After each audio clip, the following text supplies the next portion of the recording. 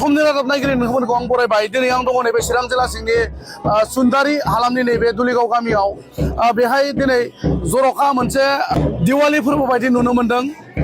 बेनि गुबै जाहोना जाबाय 34 बोसोर गोलाव सम एनडिएफबि आफादाव थानानै सोमावसारनायनि उनावहायबो बा थांनाय 2020 मायथाइनि 27 जानुवारियाव बिटिआर गोजोन गोरोबथा जानायनि उनावहायबो जोबथेसालियाव थानांनाय अजय बसुमतारी जाय बिथांखौ आफादाव बुहुम होननानै मिन्थियोमोन, बिथाङा दिनै उदां जानो हाबाय। मोनसे खोथाखौ आं रायजो राजाफोरनो बा समनि रादाब नायगिरि नोंथांमोननो फोरमायनांगोन जे बिथाङा जिउनां साजा अदेबानि फासिनि साजा मोननायनि उनावहायबो दिनै उदां जानो हाबाय। बेनि गुदियाव दङ बिटिसिनि आथिखालनि गाहाय खुंगिरि हाग्रामा महिलारि बिथांनि नांथाब नाजानायनि उनावहाय बिथाङा दिनैहाय उदां अख्राङाव फैनायजों लोगोसे गावनि जोनोम गामि बा गावनि असे आंगोनि बाय बाहागि बिफा बिथांमोनजोंहाय गावनि नैबे सिथ्लायाव नैबे मोनाबिलि बुब्लियाव फेब्रुवारि दाननि 2 खालार नैबे मोनाबिलि बुब्लियाव गावनि सिथ्लायाव आगान होफैनो हाबाय। दा बिथाङा आगान होफैनायावहाय गामिनि रायजो राजाया थारैनो रंजा खुसि बरायदों। बेबायदि बरायनायजों लोगोसे बिथांनि कमरेड्स एबा बिथांनि एनडिएफबि जोहोलाव बिथांमोना बा गावनि लोगो बिथांमोना बरायफैदों। बे बरायनायजों लोगोसे बिथांनि लोगोफोरा मा बुङो फै जों बिथांनि खुगानिफ्रायनो मिथिनानै लानि। एनडिएफबि आफादाव थानानै गोलाव सम बर' हारिनि थाखाय सोमावसारनायनि उनावबो जोबथेसालियाव थानांनाय अजय बसुमतारी जायखौ आफादाव बुहुम होनना मिथियोमोन, दिनै उदां जाबाय। जाय बिथाङा फासिनिबो अर्डार मोनखांबायमोन, दिनै बिथाङा उदाङै बा उदां जानानै गावनि न' फारसे सफैबाय। एसे लोगो नोंथांमोना मा फोरमायगोन बे बुब्लियाव? गिबियावनो नोंथांमोन निउस मिडियाखौ आं गिबियावनो गोजोननाय बावग्रोबाय। लोगोसे दिनै आंनिनो असे लोगो, जों गोबाव बोसोर जोबथेसालियाव ज' दंमोन, एखेलगे थालायोमोन जालायोमोन। नाथाय माखासे जाहोननि थाखाय बिथांमोना एसे सम गोबाव जाबाय, जोबथेसालिनिफ्राय जों आवगोल गग्रोनाय जाबाय। दा बिथांमोननि लेट जानायाव जोंनि गोसोआ गोबां दुखुमोन। नाथाय अब्लाबो दिनैहाय जोङो बिथां अजय बसुमतारीखौ जों लोगोआव मोननानै जोबोद खुसि। दा जोङो दिनैहाय बिथांनि खुसियाव मा बुंथ'नो हायै, जोंहा जेबो माने सिमायानो गैला आरो बेबायदि जानानै थाबाय। आरो मोनसे बाथ्राखौ आं बेखौनो बुङो, दा जोङो जोबथेसालिनिफ्राय गदोंब्लाबो जोङो ओरैनो थायाखै। माखासे जोंनि लोगोफोरखौ ज' खालामनानै जोङो मोनसे ससाइटि, उदां अख्रां कअपारेटिभ ससाइटि जोङो दादों। बेयाव बिथांखौ दिनैनिफ्राय जोङो मेम्बार हिसाबै जोङो बरायनानै लाबाय। बेनो आंनि बुंनाया। उदां अख्रां कअपारेटिभ ससाइटिनि उद्देश्यआ मा?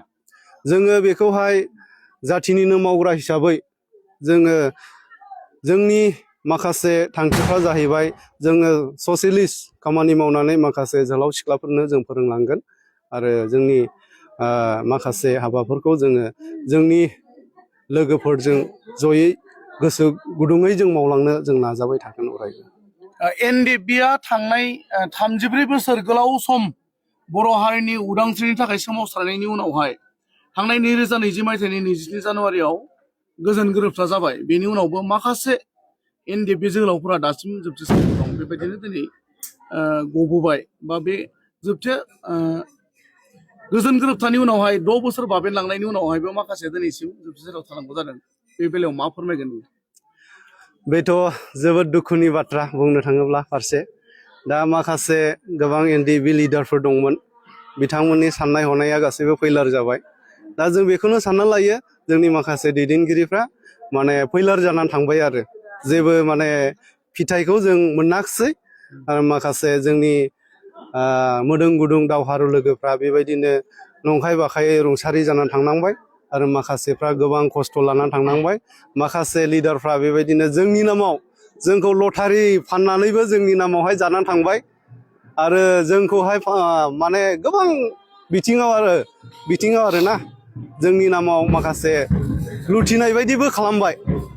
माखासे पलिटिकेल राजनितिक दैदेनगिरिफोरनिफ्राय जोंनि नामाव केस सालायनो थाखाय रां लाबोनानै बेबायदिनो गावनि पकेटआव जानानै बेबायदिनो गोबां बेबायदिनो जोंखौहाय दुखु आघात होबोबाय आरो बिखायाव। दा जोंना माने बुंनो थाङोब्ला जोंनि एनडिएफबि हिसाबै जों जेबो फिथाइ मोनाखिसै। 34 इयार्स नांनायाव जों जेबो फिथाइ मोनाखिसै। जों बेखौहाय बुङो आरो दिनैनि बे दुलिगाव गामियाव मोनसे जर'खा दिवालि फोरबो बायदि नुनो मोनदों गामिनि रायजो राजाफ्रा लैहोर लैहोर बरायदों बुहुम बसुमतारी बिथांखौ मा फोरमायगोन थारैनो दिनैसिमबो एनडिएबि खौहाय जोंनि गासै रायजो राजाफ्रा जोंनि बर' जाथिनि रायजो राजाफ्रा मोजां मोनोमोन बिसोरनि गोसोआव दङ एनडिएबि फोरनि सायाव अननाय बे अननायखौ दिनैहाय जोंनि गासै दुलिगाव रायजो राजा आरो माखासे गोबां खना खनलानिफ्राय फैनाय रायजो राजाफ्रा बिथांनि सायाव अननाय दंखाय बा जोंनि सायाव अननाय दंखाय बेबायदि गाजा गोमजा दिनैहाय बे दिवालि फोरबो बायदि जानायखौ जों नुनो मोनदों